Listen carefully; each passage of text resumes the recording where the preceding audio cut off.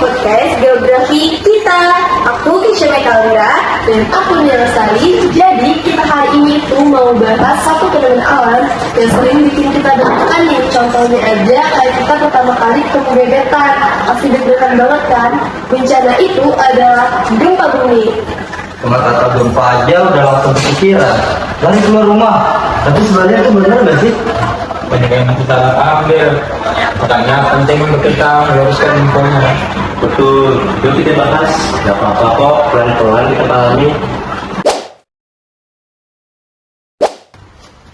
Nah, Asbi, boleh dong jelasin sebenarnya gempa bumi itu apa sih?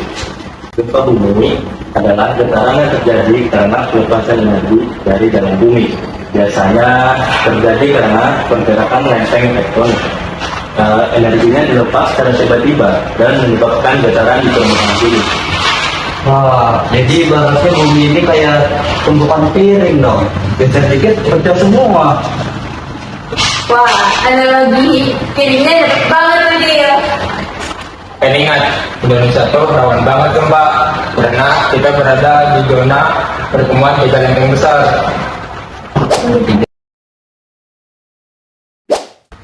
Mau lanjut dong, gempa bumi itu sebenarnya ada jenis-jenisnya nggak sih? Dan apa aja sih jenis-jenisnya itu? Gempa bumi itu ada 3 jenis utama. Yang pertama, gempa tektonik. Dan yang kedua, gempa vulkanik. Dan yang ketiga, gempa reruntuhan. Waktu ikut pelatihan besar, gempa tektonik yang paling sering dibahas karena dampaknya luas. Oh, berarti tsunami itu bisa juga ya muncul dari gempa tektonik? Betul, terutama gempanya terjadi di dasar laut.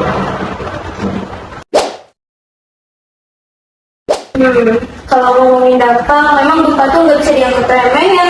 Iya, betul banget tuh mereka. Karena gempa ini bisa berdampak untuk kayak bangunan yang hancur atau runtuh, terus juga banyak korban, dan juga banyak orang-orang yang tahu mendalami dengan jangka waktu yang panjang. Aku pernah ke Palu pasca gempa, banyak rumah yang hancur, dan yang lebih sedih, banyak orang yang kehilangan keluarganya. Jadi makin sadar pentingnya siap siaga dimanapun dan kapanpun. Nah, langkah-langkah gempa bumi yaitu yang pertama, jangan panik. Dan yang kedua, lindungi kepala, cari tempat aman seperti di bawah meja. Yang ketiga, tunggu sampai guncangannya berhenti. Dan yang keempat, hindari lift dan bahan-bahan seperti kaca yang bisa mudah pecah. Dan siapkan tas siaga di rumah, cuci air, nas, senter, T3K, dan dokumen-dokumen penting. Aku sih punya tas siaga, tapi isinya cemilan semua. Walaupun dia harus bermanfaat dong isinya. Intinya, persiapan itu adalah kunci. Contohnya aja, kita harus sedia payung sebelum hujan.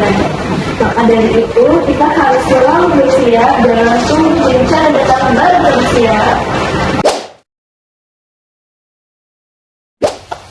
Wah, kita udah bahas banyak nih tentang gempa, dari jenis gempa, dampak dari gempa, bahkan sampai fenomena dirinya. Semoga kalian para penonton bisa ikut belajar ya setelah nonton podcast ini. Semoga ini bisa membantu teman-teman semua agar lebih siap kalau gempa terjadi. Dan semoga jadi pengingat buat selalu peduli kepada lingkungan sekitar. Aku sih siap sekarang, tinggal isi tas siaga aja lagi. Jadi isinya nggak cuma cemilan. Terima kasih udah dengerin podcast kami. Jangan lupa belajar